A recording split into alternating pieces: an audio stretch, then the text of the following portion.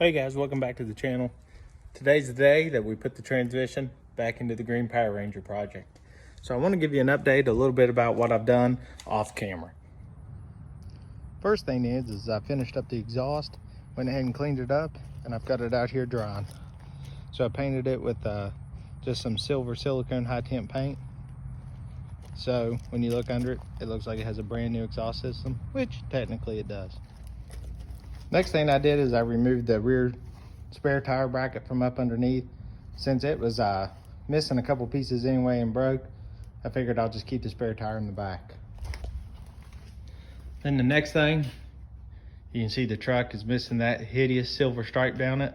And I credited that to this $11 Auto Body Now decal remover off of Amazon. That thing worked phenomenal. So if you need to remove a decal or anything, don't spend your time with some kind of remover or a razor blade or something. Just get it. As you can see, it didn't damage the paint, which that would have been terrible if it did. But it worked absolutely phenomenal. I highly suggest picking one up. And then went ahead and put the new seals all the way around on both doors. So those are in and ready to rock. And then I also cleaned up under here. And as you can see, the transmission's already staged to go in. So we're gonna go ahead and jump into getting it put in. Got everything laid out that I need to put it back together. So hopefully this job won't be too bad. I did notice, which I'll have to stop and replace, is that the universal joints are indeed bad.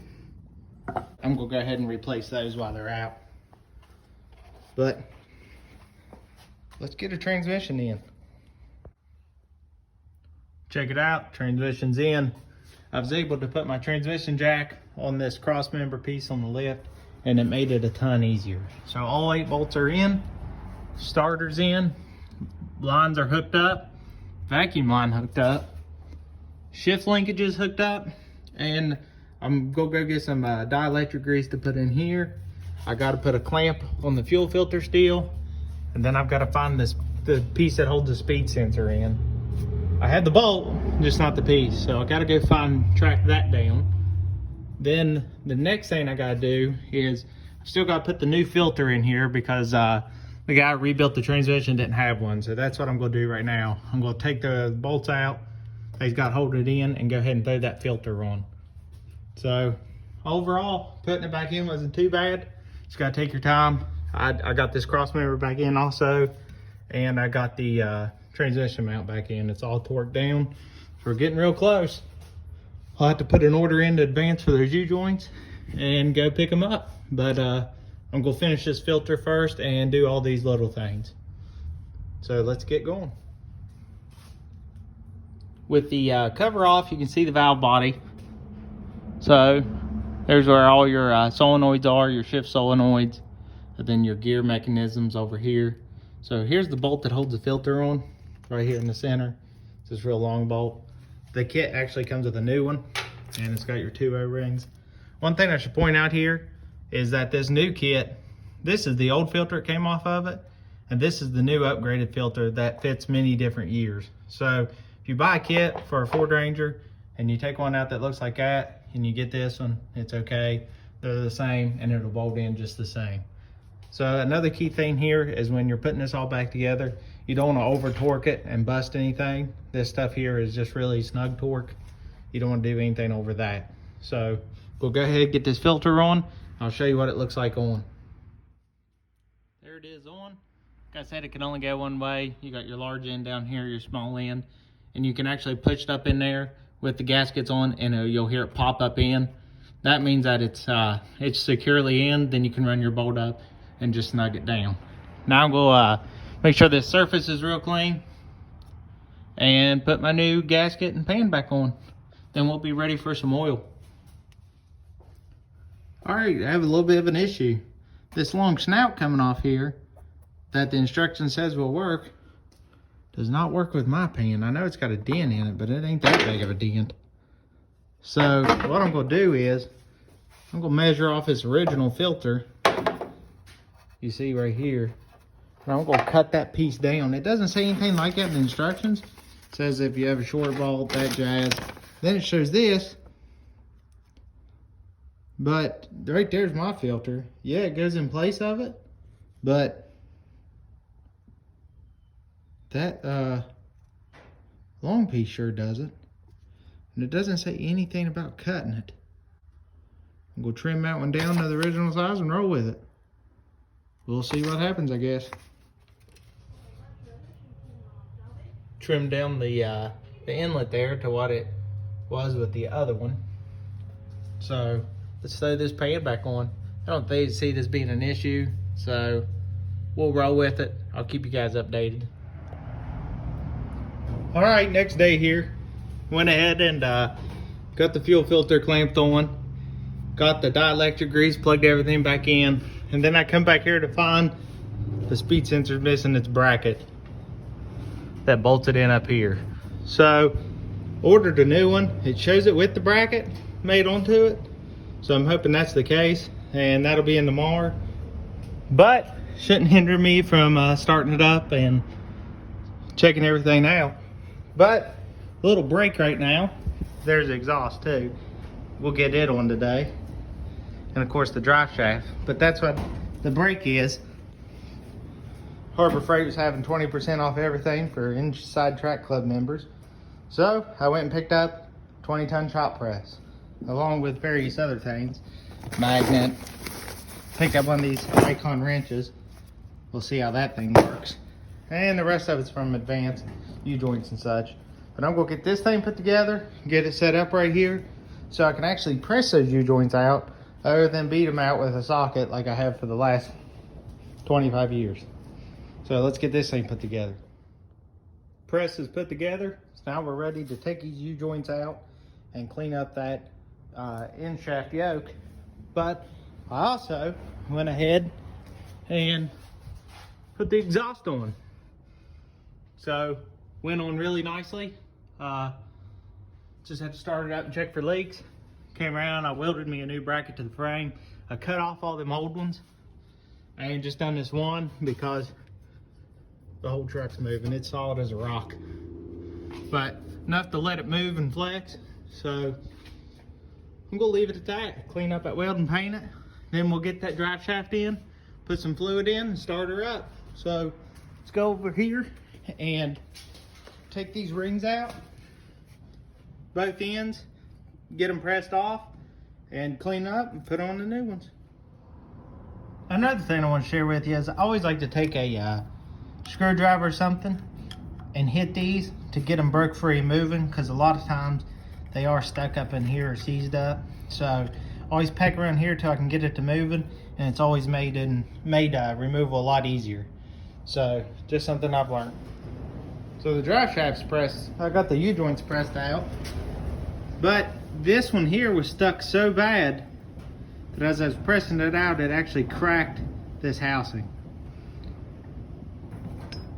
So I had to order a new one. You can see how bad this thing was. But ordered a new one of those, and it actually cracked a little bit on this cap right here.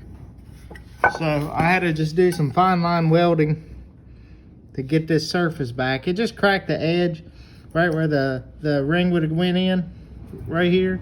Not too big of a deal, but I just wanted it correct. So I don't know if you can see, but I put the lip back to it. It'll be fine, hold good. It didn't crack through or anything. The wall where this goes isn't cracked, so we're good there. But just waiting on, I'll have to wait for that. It says it's coming Tuesday through Amazon, but shouldn't keep us from getting the truck started today. So let's keep going. So I went ahead and installed the dipstick. See it down there? I actually cut the O-ring first. It was a little bit too big, so I cut it when I was putting it in accidentally. I got another one. I went ahead and put black RTV around it too. Top and bottom wedge goes in. So I'm gonna let that stand and dry for a little bit. Then I'll go back and tighten that bolt up. The bolt that goes onto the top of the transmission and holds it to the engine. You can see it right there. That's what the bracket goes on. So I'm actually gonna let that set up before I put any oil or tighten that down, just to make sure it stays in place. So the next thing I'm gonna do is actually clean up. So as you can see, I got quite the mess. But I've also got to get this rear window in. And as you can see, someone's painted it and I've been working on it. So all I've been using to get that off is some invisible glass and a razor blade's working really well. So I'm gonna go through and get it cleaned up in preparation of getting this back glass in so we can drive this old girl here. So obviously I'm not gonna have all the parts to finish it today, but I will on Tuesday. So we'll have to wait until then so I can finish this video, but I am gonna get the fluids in it and get everything on it and give you guys a startup so you can hear that exhaust. All right, she's back to running. The leak I had was actually overflow.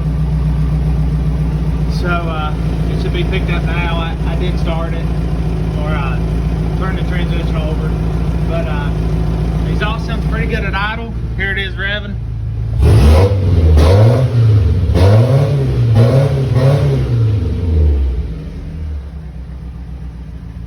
So let's go up there. Let's check the fluid. All right, guys, welcome back. A couple days later, I got some new parts. I went to Advance and bought a exhaust tip to get put on there to finish up the exhaust. Got the new speed sensor that has the bracket on it and this real nice anodized blue. So I'm gonna put that on first. And then I got the new Spicer yoke, which as you can tell is way built better than the original one. So a lot more flange, way beefier. All the measurements are good. I took them, they line up. It's just a beefier U-joint bracket. So I'm pretty impressed with that. But we'll go ahead and get started. Had a real bad transmission leak that I believe was coming from around the pan. So I cleaned up and had to go through the pan and tighten some bolts. So I had to set it down, check the fluid again. May have to run and buy some fluid because I might not have any left. We'll have to see. But let's go ahead, start with this. All right, so pulling the old one out, it's just that one bolt. Then once I got this out, this little clip is all that holds your gear on. Right up top here, basically goes over and clips into this little indention here. And then up here, all you do is basically pull this back a little bit, enough that you can pull this cable out. It's just a, focus in here, it's just a flange that holds it. So reassembly, it's just as simple. We'll slide that gear back over it, like so. And then the clip, of course, hard to do one hand, but the clip goes edge down. Obviously you don't want it over top of your gears. So I'm gonna slide that on, then throw this back in there, put some dielectric grease on the connection, and then we'll move on to well, go ahead and do the drive shaft. So let's move on. All right, guys, so speed sensor's in. We'll go ahead and move to the drive shaft. I'm gonna put this rear section on first with the new yoke, and then I'll have to go back up and get the yoke out of the transmission and clean it up. You also see I just test fitted the dual pipe coming out. It's gonna look pretty good. I just got to slant it up a little bit and I think we'll be fine. But let's go ahead and get these pressed back in, then get that other piece out and clean it so we can get this drive shaft in. All right, guys, cleaned that up, got this pressed in, went in nice and smooth. Now next part, clean the shaft back up, get it to a polished surface, then throw these U-joints in. Then we can get this drive shaft back in, move back to the exhaust, and hopefully maybe get this thing out and just take it for a little spin. So there's the speed sensor in, and then the drive shaft is in. So next thing I'm gonna do is I cut off these tabs. What I'm gonna do is just weld those holes up, make sure I don't have any exhaust leaks. And then I'm gonna weld it onto this and paint it, and then that'll be the end of the exhaust. We're done with it. Then just lower it back down, check some fluids, and hopefully get this rear glass in. All right, guys, the glass is in. So like I said, what I did is I started one end which was this end, kind of walked it in and set it so it goes along there, and then I just worked my way all the way around. So as you can see, there's a ton of scratches in this. They're real superficial, so I'm going to take my buffer and work through some compounds and see if I can't clear this glass up. They're right here on the outside.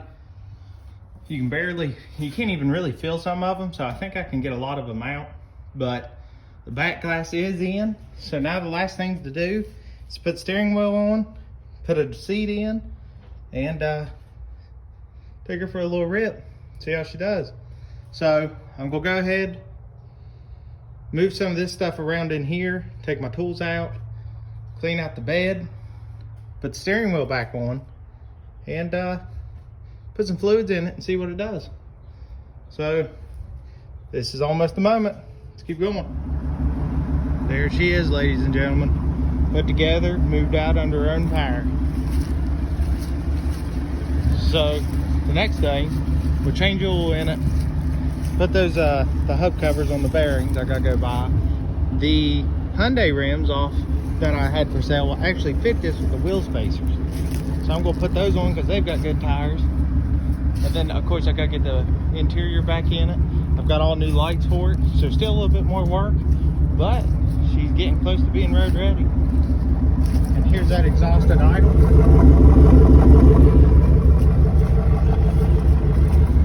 I think it sounds good and also looks good. All right, guys, that's everything for this episode. I appreciate you tuning in and watching the Green Power Ranger build basically take shape. So we'll kick back up on the next episode of doing everything I just said. But in the meantime, please hit that subscribe, follow, come see me on Instagram, Mustang Jackson 67. Give me a like and a follow there for more builds and more things to come. But thanks everybody, and until next time, let's keep building.